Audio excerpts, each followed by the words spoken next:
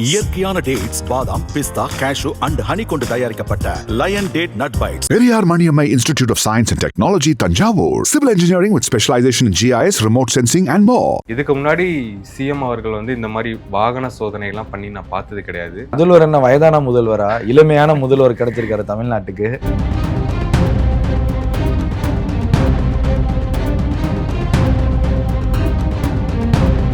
விசிகாவுக்கு ஒரு நல்ல ஆப்பர்ச்சுனிட்டி. இதுவரைக்கும் வாழ்நாளில் நீங்கள் 25 வருஷம் அதிமுகவோட குப்பை கொட்டிட்டீங்க.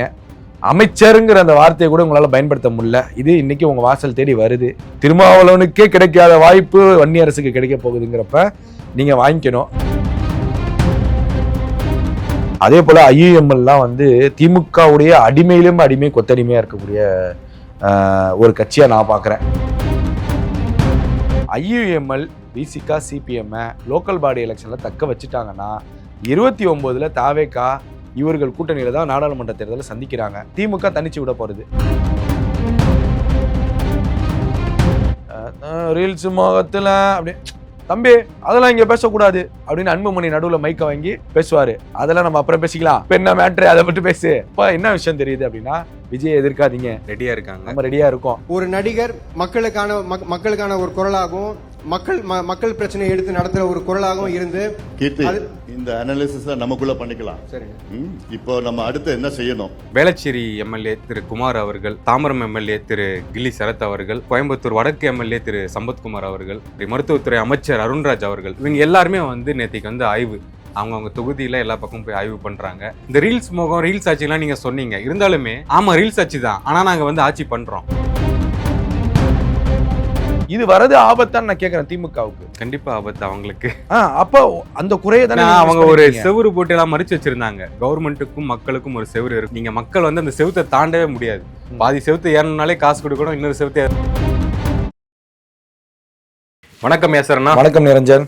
காலையில முதல் செய்தியே வந்து நம்ம பாக்குறோம், முதல்வர் அவர்கள் வந்து ஒரு வண்டி ஓட்டி ஒரு சோதனை பண்றாரு.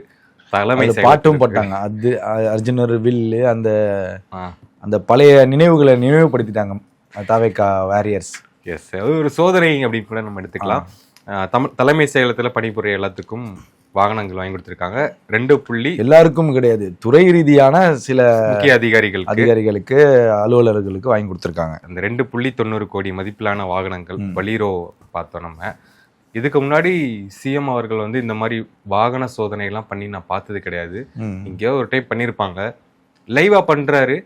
சில விஷயங்கள் வந்து ரொம்ப அவசரப்பட்டு பண்றாங்களா? முதல்வர் என்ன வயதான முதல்வரா, இளமையான முதல்வர் கிடைச்சிருக்காரு தமிழ்நாட்டுக்கு. இல்ல, எனக்கு அதுதான் கேள்வி. என்னன்னா இதெல்லாம் ஒரு ஆர்வத்துல பண்றாங்களா, இல்ல வந்துட்டோம் இதெல்லாம் காட்டணும்னு பண்ணிட்டு இருக்காங்களா? இல்ல, அவரு இதான் சொல்றல, டிரான்ஸ்பரன்சி கவர்மெண்ட் தான் நான் கொடுப்பேன் அப்படிங்கிறப்ப சில பேர் சொல்லியிருந்தாங்கல்ல, அவரு உணவே எடுத்துட்டு வந்து சாப்பிட்றாரு. இன்னும் பல பேர் என்ன சொல்றாங்கன்னா, அங்க கூட இருக்கிறவங்கள்ட்ட நீங்களாம் சாப்பிட்டீங்களா, நம்ம ஷேர் பண்ணி சாப்பிடலாமாலாம் கேட்டாருங்கிற தகவல்லாம் சொல்றாங்க. அப்படி இருக்கிறப்ப ஒரு டிரான்ஸ்பரன்சி கவர்மெண்ட்னு அவர் சொன்னதுக்கு அப்புறம் ஒரு வெளிப்படைத்தன்மையா ஒரு இலகுவா பழகுறாருங்கிற ஒரு விதத்திலையும் நம்ம எடுத்துக்கலாம்ல. நம்ம ஏன் வந்து அதை வந்து ஒரு அதையுமே வந்து ஒரு ரீல்ஸ் மோகத்துல பார்க்கணும், அதையுமே ஒரு ஸ்ட்ராட்டஜி முகத்துல ஏன் பார்க்கணும், ஏன் இந்த கோணத்திலையும் பார்க்கலாங்கிறது என்னுடைய ஒப்பீனியனா இருக்கு. ஒரு எளிமையா இருக்காருப்பா, அவருக்கு ஒரு ஆசை முதல்வருக்கு இந்த மாதிரி புது வண்டிகள் அவரும் டிவியில உட்காந்து பார்த்துருப்பார்ல.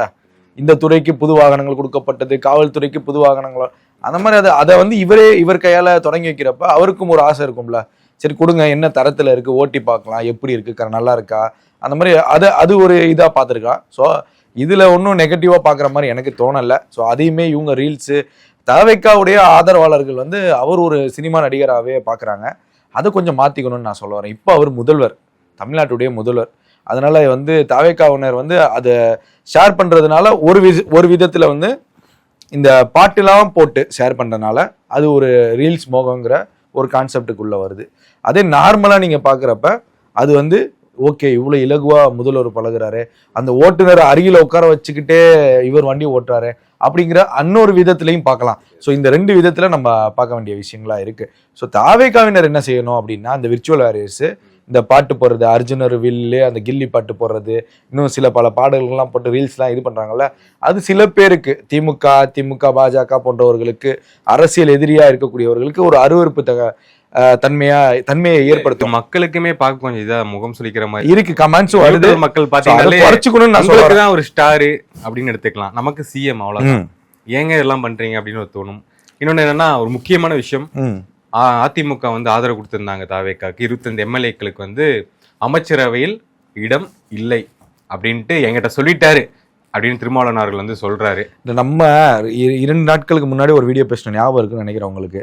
அதுலயுமே நான் சொன்னேன், திருமா வந்து இந்த டிமாண்டு தான் வைப்பாரு, அதிமுகவை சேர்ந்த இந்த 25 பேருக்கு அமைச்சர் இல்லைனா தான் அவர் அமைச்சர் ஆயிடுவாரு, அதிகாரப்பூர்வமா தாவேகா கூட்டணிக்கு வந்துருவாருன்னு நான் திருப்பி அதை தான் சொல்லிட்டு இருக்கேன். அப்ப அதை தெளிவுபடுத்திட்டாங்க. இப்போ நம்ம 2 நாளைக்கு முன்னாடி எக்ஸ்க்ளூசிவா அந்த தகவலை சொல்லி முடிச்சிட்டோம். அப்ப நான் இப்ப திருப்பியுமே அதை தான் சொல்ல வரேன். ஒருவேளை அதிமுகவுடைய அந்த எம்எல்ஏக்கள் அவங்க சட்ட ரீதியான விஷயங்களை பார்த்துக்குவாங்கன்னு ஆதவ் சொல்றாரு.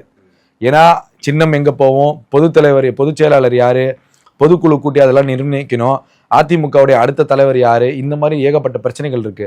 அப்ப அது அவர்கள் சேஃபாய் வர வரைக்கும் கவர்மெண்ட்டை ரன் பண்ணணும்ல. அப்ப நமக்கு வந்து ஒரு உறுதுணையா வந்து யாராவது இருக்கணும். அப்ப ஐயுஎம்எலுக்கு, விசிகாவுக்கு, காங்கிரஸ்க்கு நம்ம ஒரு அமைச்சரவையில இடம் கொடுத்துட்டோம் அப்படின்னா இந்த வருஷம் நம்ம தக்க வச்சுக்கலாம், இந்த 5 வருஷம் டிராவல் பண்ணிடலாங்கிற ஒரு முழு நம்பிக்கை தாவேக்காவுக்கு. ஸோ இதுதான் பேசிக்கலி ரொட்டீனா நடக்கிறதே தவிர இது ஒன்றும் பெரிய விஷயமா அதிசயம்லாம் கிடையாது. நம்ம 2 நாளைக்கு முன்னாடி பேசி முடிச்சிட்டோம். எம்எல்ஏக்களை இது எல்லாமே ஒரு அதிருப்தி தானே, அதை நினைச்சானே உள்ள சேர்ந்ததே அதுதானே. சேஃப் ஜோனுக்கு வரணும்ல அவங்க வராங்கப்பா. இப்போ நான் எக்ஸாம்பிளுக்கு நான் உங்களுக்கு சொல்றேன், சிவி சண்முகம் கொண்ட குழுவுக்கு ஒரு 5 அமைச்சர் கொடுத்துட்றாங்க. சிவி சண்முகம் ஆல்ரெடி சட்டத்துறை அமைச்சராக இருந்தவர். அப்போ அவருக்கு ஒரு சட்டத்துறையை கொடுக்குறாங்க, நிர்மல்குமார்லேருந்து பிடிங்கி அவருக்கு ஒரு துறையை கொடுக்குறாங்கன்னு வச்சுக்கோங்களேன். இன்னும் மருத்துவத்துறை, இது மதுவிலக்குத்துறை இருக்கு, இன்னும் பல முக்கியமான பால்வளத்துறை இருக்கு, கூட்டுறவு, எல்லாமே முக்கியமான துறைகள்லாம் இருக்கு.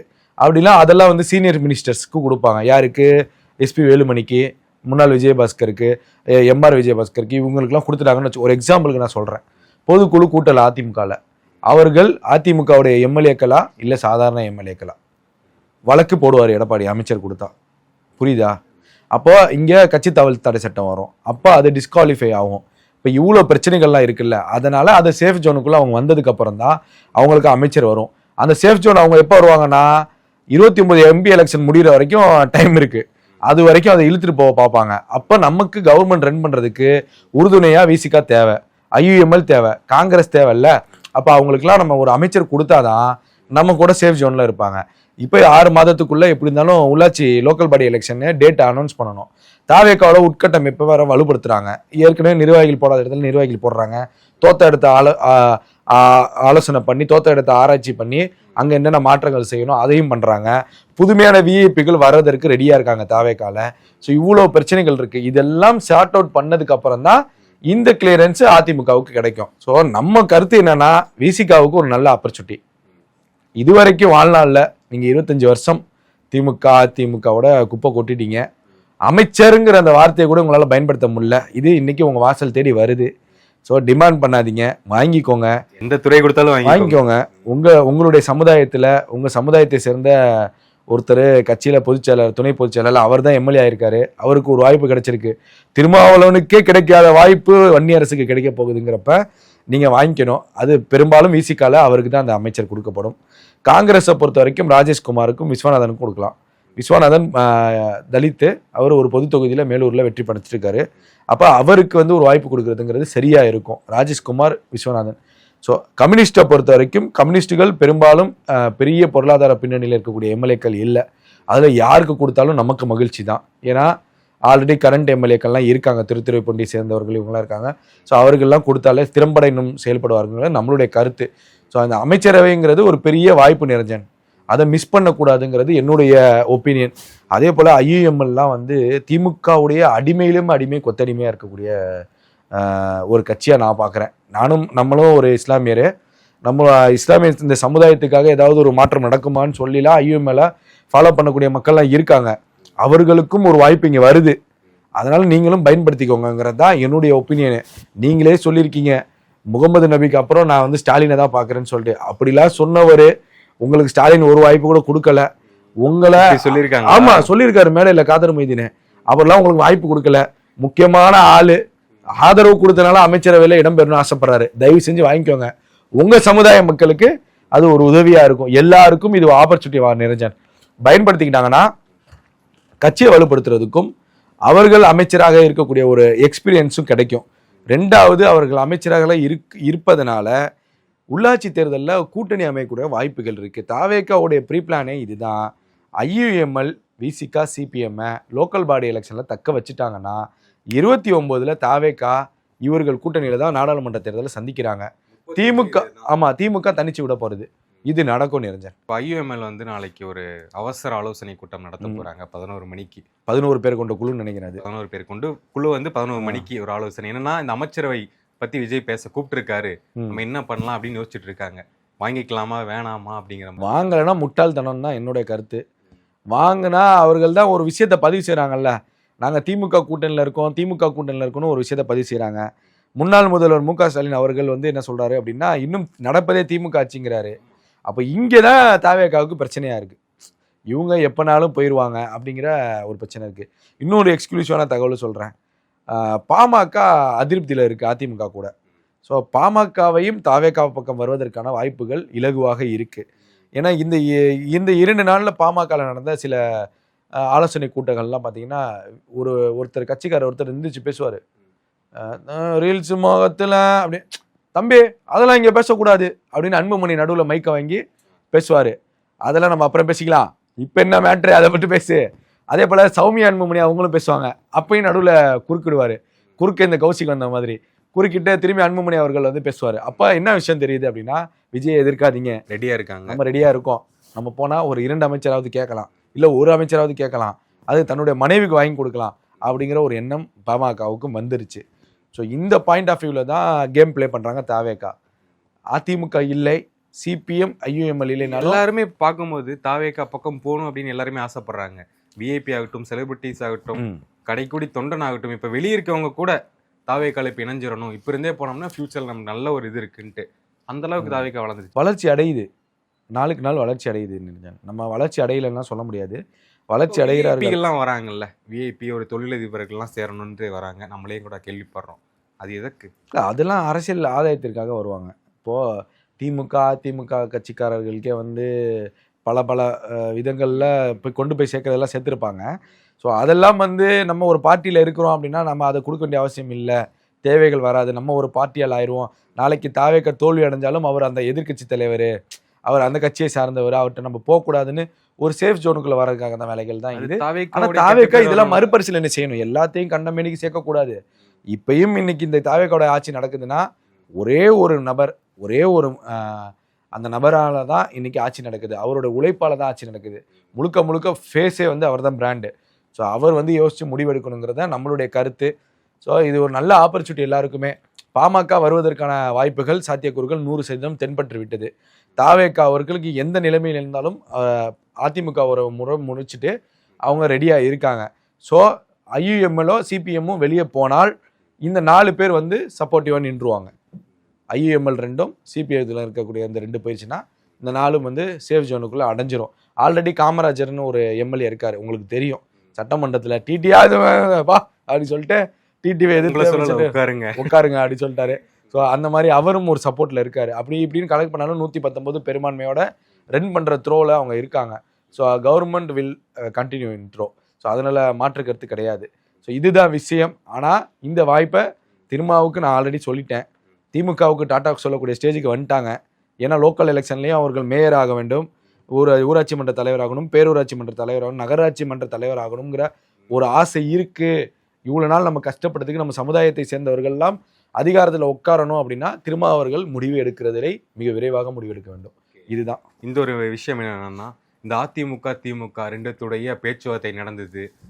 நான் வந்து மு க ஸ்டாலின் அவர்களை போய் சந்தித்தேன். அதனால் வந்து என்ன வந்து அந்த மீடியேட்டராக நினச்சிட்டாங்க. அப்படிக்கிட்ட தரங்கட்ட ஆள் இந்த ரஜினிகாந்த் கிடையாது அப்படின்ட்டு ஓப்பனாக போட்டு போல்டாக உடைக்கிறாரு. விஜய் வந்து என்னோட ரொம்ப ஜென்ரேஷனல் ஷிஃப்ட் இருக்குது, எங்களுக்கு ஒரு ஜென்ரேஷனல் வைஸ் இருக்குது, எப்படி நான் போட்டி போடுவேன், பொறாமை கூட இல்லை அப்படிங்கிறாரு. ஏன் திடீர்னு ஒரு ப்ரெஸ் மீட்டு இல்லைப்பா, அது வந்து அவரை மீடியேட்டராக யூஸ் பண்ணாங்கன்னு சொல்லுறாங்களா எல்லாருமே? இல்லை, இங்கே தான் எனக்கு என்ன ஒரு சங்கடம்னா, நான் வந்து நிரஞ்சன் வந்து ஒரு முன்னாள் முதல்வர் தோத்துட்டாரு, நான் உங்களுடைய நண்பன் யாசர் வந்து பார்க்குறேன் அப்படின்னா, நான் ஏன் பார்த்தேங்கிறது அன்னைக்கே பத்திரிகையாளர் சந்தித்து சொல்லியிருந்தீங்கன்னா இந்த ப்ராப்ளம் அன்னைக்கோட ஷார்ட் அவுட். நான் முதல்வர் சந்திக்க வந்திருக்கேங்க, அவருக்கு ஆறுதல் சொல்ல வந்திருக்கேன், அவர் தோல்வி அடைஞ்சிருக்காரு, திமுகவும் தோல்வி அடைஞ்சிருக்கு, அவர் எனக்கு ஃபேமிலி ஃப்ரெண்டு, அதனால தான் நான் இன்னைக்கு மீட் பண்ண வந்தேன்னு சொல்லி அந்த இடத்த முடிச்சிருக்கணும். இது ஒரு பாயிண்ட். நான் எப்படி ரஜினிகாந்த் அவர்களுடைய பேட் லக்கா நான் எப்படி பார்க்குறேன், பேட் டைம் அப்படின்னா, அவர் போயிட்டு வந்ததுக்கு அப்புறம் தான் இந்த இஷ்யூ பூம் ஆகுது. ஸோ நம்ம அவர் சொன்ன கருத்தையே ஏற்றுக்கணும், இல்லை மறுப்பு கருத்து கிடையாது. ஆனால் அவர் அங்கேயே ஒரு பத்திரிகையாளர் சந்திச்சிருந்தாருன்னா அந்த பிரச்சனை அன்னைக்கே முடிஞ்சிருக்கும். ஆனால் அவர் முடிச்சுட்டு வந்ததுக்கு அப்புறம் தான் இந்த பிரச்சனையே உருவாகுது. அதிமுக ஆட்சி அமைக்க போது, எடப்பாடி முதல்வர் ஆக போறாரு, திமுக சப்போர்ட் பண்ண போதுங்கிறது ரஜினிகாந்த் போயிட்டு வந்ததுக்கு அப்புறம் தான் இங்கே பூம் ஆகுது. இங்கே அதுதான் பிரச்சனை. அதுக்கப்புறம் தான் அவர் விமர்சிக்கப்படுறாரு. ஸோ இதுதான் இந்த ரெண்டு விஷயம். ஸோ அவர் பேசுனதுலேயும் தவறாக நம்ம எடுத்துக்க முடியாது. ஸோ அவர் சொன்ன மாதிரி அவர் அந்த இதுலேயும் கூட போயிருக்கலாம், இல்லை இந்த மீடியேட்டர் விஷயமாக கூட போயிருக்கலாம். ஸோ இது என்னங்கிறது தெரியல. ஆனால் ரஜினிகாந்த் அவர்கள் போயிட்டு வந்ததுக்கு அப்புறம் தான் இந்த விஷயம் பூம் ஆகுது. அப்போதான் அவர் விமர்சிக்கப்படுறாரு தவிர, அவர் ஒருவேளை இந்த பூம் ஆனதுக்கு அப்புறம் போயிருந்தாருன்னா கூட விமர்சிக்கப்பட்டிருக்கும். ஸோ இதுதான் விஷயம். ஸோ அது அவருடைய கெட்ட நேரமாக நான் பார்க்குறேன். இந்த ரீல்ஸ்லாம் பார்த்தோம், சில விஷயங்கள் எல்லாமே பார்த்தேன், நான் ஷேர் பண்ண நினைக்கிறேன். என்னன்னா, வேளச்சேரி எம்எல்ஏ திரு குமார் அவர்கள், தாம்பரம் எம்எல்ஏ திரு கில்லி சரத் அவர்கள், கோயம்புத்தூர் வடக்கு எம்எல்ஏ திரு சம்பத்குமார் அவர்கள், அப்புறம் மருத்துவத்துறை அமைச்சர் அருண்ராஜ் அவர்கள், இவங்க எல்லாருமே வந்து நேற்றுக்கு வந்து ஆய்வு, அவங்கவுங்க தொகுதியில் எல்லா பக்கமும் போய் ஆய்வு பண்ணுறாங்க, என்னென்ன பிரச்சனை இருக்குன்னு பார்க்குறாங்க. தாம்பரம் தொகுதி எம்எல்ஏ வந்து போறாரு, ஒயின் ஷாப்கிட்டே போறாரு, இனிமேல் கடை இங்கே இருக்கக்கூடாது, கடையை மாற்றணும் அப்படின்னு சொல்றாரு. கோயம்புத்தூர்ல ஒரு எம்எல்ஏ சம்பத்குமார் அவர்கள் வந்து போறாரு, ரோடு சரியில்லை, ஃபுல்லாக சாக்கடையா இருக்கு, உங்களுக்கு உடனே வரும்னு சொல்லிட்டு டக்குன்னு ஆளை கூப்பிட்டு வந்து ரோடு படுத்துறாரு. இங்கே வேளச்சேரி எம்எல்ஏவும் ஒரு பிரச்சனை வந்து தீக்குறாரு. அப்படிங்கும்போது இந்த ரீல்ஸ் ஆட்சிலாம் நீங்கள் சொன்னீங்க, இருந்தாலுமே அதை வந்து அவங்க ஆமாம் ரீல்ஸ் ஆட்சி தான், ஆனால் நாங்கள் வந்து ஆட்சி பண்ணுறோம், நாங்கள் வந்து போய் சோதனை பண்ணுறோம், வேலை நடக்குன்னு சூப்பராக பண்ணிட்டு இருக்காங்க. ஆமாம், அதுதான் தேவைன்னு நான் சொல்கிறேன். நான் ரொட்டீன் ஒர்க் அதுதான். இப்போ நீ ரீல்ஸ் ஆட்சியாகவே இருந்தாலும் மனசாட்சியோட அமைச்சிடுறாங்க. மனசாட்சியோட கேட்குறேன் நிரஞ்சன், நீங்கள் உங்கள் ஊரில் இருக்கீங்க, உங்கள் கவுன்சிலராக பார்க்க முடியுமா? முடியாது. ஓப்பனாக பேசுங்க. இல்லை முடியாது. இன்னைக்கு ரோட்டில் எல்லாத்தையும் நம்ம பார்க்குறோம். இன்னைக்கு வந்து ஆட்சி அதிகாரத்தில் புதுசாக உட்காந்தாலும் சரி, 1 மாதத்துக்கு இருக்கும், 2 மாதத்துக்கு இருக்கும், அப்படிலாம் கிடையாது. இறங்கிட்டாங்க களத்தில். நான் சொல்கிறது அதுதான். நீங்கள் எம்எல்ஏக்களா அமைச்சரெல்லாம் யாராவது ஒரு ஆளை பார்க்க முடிஞ்சா? வாய்ப்பே இல்லை. எக்ஸாம்பிளுக்கு நான் சொல்கிறேன், தருமபுரியில் ஒரு எம்பி இருந்தார், ஒரு பூஜை நடக்குது, ஒரு திட்டத்துக்கான ஒரு பூஜை ஏதோ நடக்குது, அவர் வந்து பகுத்தறிவு உள்ளவர், அவர் வந்து கத்துறாரு, தருமபுரி எம்பி செந்தில்குமார் நினைக்கிறேன், அவர் வந்து கத்துறாரு, அந்த வீடியோ வைரல் ஆகுது, இன்னும் 3 மதத்தை வச்சு வைக்கணும் அப்படின்னு சொல்லிட்டு இது பண்ணாரு. அதுக்கப்புறம் அவர் என்ன ஆனாருங்கிறது தெரியல. நல்ல விஷயம் தானே, நல்ல விஷயம்தான். அதுக்கப்புறம் அவர் என்ன ஆனாருங்கிறது தெரியல. அப்போனா அப்பேற்பட்ட ஒரு நல்ல எம்பி எங்கே போனார்? திமுக நமக்கு ஒரு கேள்வி கேட்க தோணுதா? அப்போ பாஜகவோட தொடர்பில் இருக்கா திமுக அப்படிங்கிற ஒரு கேள்வி இருக்குல்ல. இங்கே அந்த டிரான்ஸ்பரன்சி கவர்மெண்ட்டை தான் நான் பார்க்குறேங்கிறேன். இங்கே தாவேக்கா யாருக்கும் அடிமை இல்லை, யாரையும் விமர்சிக்க வேண்டிய அவசியம் இல்லை, யார்கிட்டையும் ரூல் வாங்கி வேலை செய்யணும் அவசியம் இல்லை. அன்னைக்கு அவர் பண்ண விஷயத்துக்கு அவர் காணாமல் போனார், அதுக்கப்புறம் சீட்டுகள் கொடுக்கப்படல, அவர் கட்சியிலேயே இப்போ இருக்காரா இல்லையாங்கிற அளவுக்கு ஒதுக்கப்பட்டார். ஆனால் இங்கே எல்லா எம்எல்ஏக்களும் ரோட்டில் இறங்கி போராடுறத பார்க்க முடியுது, பிரச்சனைகளுக்கு குரல் கொடுக்கறத பார்க்க முடியுது. அப்படிங்கிறப்ப இங்கே யாருக்குமே அவங்க கட்டுப்படலைங்கிற விஷயம் தெரியுதுங்கிறேன். அப்போ திமுக பாஜகவுடைய அண்டர் டீலிங்கில் இருக்கா? அப்போ பாஜகவுடைய தொடர்பில் தாவேக்கா இல்லைங்கிற ஒரு விஷயம் முழுமையாக பதிவு செய்யப்படுது. அப்போ இவங்க களத்தில் இருக்கிறது இது தொடரணுங்கிறது நம்மளுடைய விருப்பம். இது 1 மாதம் 2 மாதம்லாம் கிடையாது. நீங்கள் 5 வருஷத்துக்கும் இந்த மாதிரி கண்டினியூவாக வரணும், போய் உட்காந்துடக்கூடாது, ஓய்வாயிடக்கூடாதுங்கிறது நம்மளுடைய கருத்து. அப்போ தான் நீங்கள் அடுத்த தேர்தலையும் மக்கள் உங்களுக்கு வாக்களிப்பாங்க. இன்னைக்கு இந்த எம்எல்ஏக்கள் பண்ணக்கூடிய விஷயங்கள் எல்லாம் நான் எப்படி பார்க்குறேன்னா, அவர்களெல்லாம் ஒரு பெரிய எம்பியோ எம்எல்ஏ பையனோ அமைச்சர் பையனோ இல்லை அரசியல் குடும்பத்திலேருந்து யாரும் வரல. அப்படி வந்திருந்தாங்கன்னா அவங்க இறங்கி போக மாட்டாங்க. இன்னும் தாவேக்கால பல எம்எல்ஏக்கள் போகாமலும் இருக்காங்க, அதையும் நான் சொல்கிறேன். இன்னும் போகாமல் இருக்கக்கூடிய எம்எல்ஏக்கள் இருக்காங்க. அப்போ இந்த எம்எல்ஏக்கள் போகிறாங்கன்னா சாமானியர்களாக நமக்கு தெரியுது. ஏன்னா அவர்களும் அந்த சாலையை கடந்து வந்தவர்கள், அவர்களும் அந்த உணவுகளை அவர்களோ இல்லை அவர்கள் உறவினர்களோ சுவைத்து பார்க்கக்கூடிய இடமா இருந்திருக்கும். இப்போ அந்த உணவகங்களை பார்க்குறாங்க, அந்த மருத்துவமனைகளை பார்க்குறாங்க. மருத்துவமனைகளில் என்ன பிரச்சனை இருக்குன்னு ஸ்ரீரங்கம் எம்எல்ஏ ரமேஷ் வந்து ஓப்பனாக போட்டு உடைக்கிறாரு, ட்ராலி தள்ளுறவங்களே பணம் கேட்குறாங்கன்னு சொல்லிட்டு. அப்போ இதெல்லாம் கடந்த ஆட்சி முறையில் இல்லையா? இருந்துச்சு, வெளிப்படலை. இப்போ வெளிப்படுது, மக்களோட மக்களாக பேசுகிறப்ப எல்லா உண்மைகளும் வெளிப்படையாக அவங்க சொல்கிறத நம்மளால் பார்க்க முடியுது. அப்போ ஆஸ் யூஷுவலாக நடக்கிறது நமக்கு தெரியும் நிரஞ்சன். இப்போ நம்ம யதார்த்தமாக பேசுகிறோம்ல, இங்கே போனால் அவருக்கு ஒரு 200 ரூபா கொடுக்கணும், 100 ரூபா கொடுக்கணுண்ணே, அதெல்லாம் இப்போ வெளிப்படையாக வருது. ஏன்னா இவர்கள் வந்து கலந்துட்டாங்க, மக்களோட மக்களாக கலந்து வேலை செய்யக்கூடிய விதத்தை பார்க்குறப்ப அது நமக்கு வெளிப்படையாக சில விஷயங்கள் தெரிய வருது. இன்னும் நிறைய வருங்கிறேன் நான். இப்போ யதார்த்தமாக திண்ணையில் உட்காந்து பேசக்கூடிய அரசியல் எல்லாம் இப்போ இந்த ரீல்ஸில் வருங்கிறேன் நான். இது வரது ஆபத்தான்னு நான் கேட்குறேன் திமுகவுக்கு. கண்டிப்பா ஆபத்து அவங்களுக்கு. அப்போ அந்த குறையை தானே அவங்க ஒரு செவுரு போட்டு எல்லாம் மறைச்சு வச்சிருந்தாங்க. கவர்மெண்ட்டுக்கும் மக்களுக்கும் ஒரு செவுரு இருக்கு. ஆமா, நீங்க மக்கள் வந்து அந்த செவுத்தை தாண்டவே முடியாது. பாதி செவுத்து ஏறணும்னாலே காசு கொடுக்கணும், இன்னொரு செவுத்து அதை தான் சொல்ல வரேன். அது உங்களுக்கு ஆபத்தா தெரியுதுங்கிற செவரே இல்ல, டைரக்டாவா என் ஆபீஸ பாரு, என் எம்எல்ஏ பாரு அப்படிங்கிற மாதிரி இருக்காங்க. ஆமா, அதுதான் ஆபத்தே இல்லைங்கிறேன். ஏன் நான் இப்போ ஒரு ஒரு ஒரு சட்டமன்ற உறுப்பினர் ஒரு பதிவை போறாரு, குறை இருந்தால் எனக்கு வாட்ஸ்அப்பில் இந்த QR கோடு, நான் ஒரு ரெஸ்பான்ஸ் எப்படி இருக்குன்னு சொல்லி நானே என்னுடைய தொலைபேசி நம்பரை வச்சு நம்ம செக் பண்ணி பார்க்குறோம். உடனே கால் வருது. பரவாயில்ல, என்ன குறை, நீங்கள் இந்த பகுதியில் எங்கே இருக்கீங்க? இல்லைங்க நான் ஒரு பத்திரிகையாளர், இது உண்மையிலுமே நடக்குதாங்கிற விசாரிக்கிறதுக்காக நானே செக் பண்ணுறேங்க அப்படின்னா உடனே ரெஸ்பாண்ட் வருது. யாரோ ஒரு சட்டமன்ற உறுப்பினர் அங்கே அலர்ட் பண்ணுறாங்க, இந்த நம்பருக்கு வந்து உடனே பேசுங்க, என்ன குறைன்னு கேளுங்க, நம்ம போய் பார்க்கலாம் அந்த பகுதியை. இதை ஏன் திமுக அதிமுக செய்யலைன்னு நான் கேட்குறேன். செய்யாமல் நீங்கள் குறுக்கு வழியில் வந்து ஆட்சியை பிடிக்கலான்னு பார்க்குறீங்க, அது தப்புங்கிறேன் நான். அவங்கள எம்எல்ஏ ஆஃபீஸ்லேயே பார்க்க முடியாதுண்ணா. நீங்கள் கவுன்சிலரே பார்க்க முடியாதுன்னு நான் சொல்கிறேன். நீங்கள் போய் எம்எல்ஏ ஆஃபீஸ் போனோம்னா எம்எல்ஏ வீட்டில் இருக்காரு, இல்லாட்டி அங்கே இருக்காரு இங்கே இருக்காரு, அவ்வளோதான். ஆஃபீஸ் கூட வர மாட்டாங்க. இது நல்ல எனக்கு தெரிஞ்சு தாவேக்கு எடுத்துக்கூடிய நல்ல ஒரு அரசியல். இது 5 வருஷம் தொடரணுங்கிறேன். நீங்கள் இந்த 1 மாதம் 2 மாதத்துல நிப்பாட்டினீங்கன்னா இது இப்போ அவங்க திமுக அதிமுக குறை சொல்கிறாங்கல்ல ரீல்ஸ்ன்னு சொல்லிட்டு, அதே மாதிரி ஆயிருங்கிறேன். உண்மையாயிரும். அதை உண்மைப்படுத்தாதீங்க, தொடருங்க, மக்களோட மக்களாக தினசரி போங்க, மக்களுக்கு என்ன பிரச்சனை பாருங்க. உங்களுக்கு எந்த நேரமும் ஃபோன் அடிச்சா எடுத்து பேசக்கூடிய, உங்களுக்கு ஓய்வு எல்லாம் வேணும், நீங்களும் மனுஷன்தான், ஆனால் உங்களுக்கு ஒரு உதவியாளர் நியமிச்சு என்ன குறைகள் இருக்கு, இதை கண்டினியூ பண்ணா உங்களுக்கு ஊராட்சி உள்ளாட்சி தேர்தல் வருது, நாடாளுமன்ற தேர்தல் வருது, அடுத்து உங்களுக்கு சட்டமன்ற தேர்தல், இது எல்லாத்துலேயுமே வந்து அமோக வெற்றி கிடைக்குங்கிறது நம்மளுடைய கருத்து. இதை நான் தொடர்ந்து ஏன் பதிய வைக்கிறேன்னா இதுதான் விஷயம். அடுத்த பதிவில் சந்திப்போம். நன்றி. நன்றி நினைச்சேன்.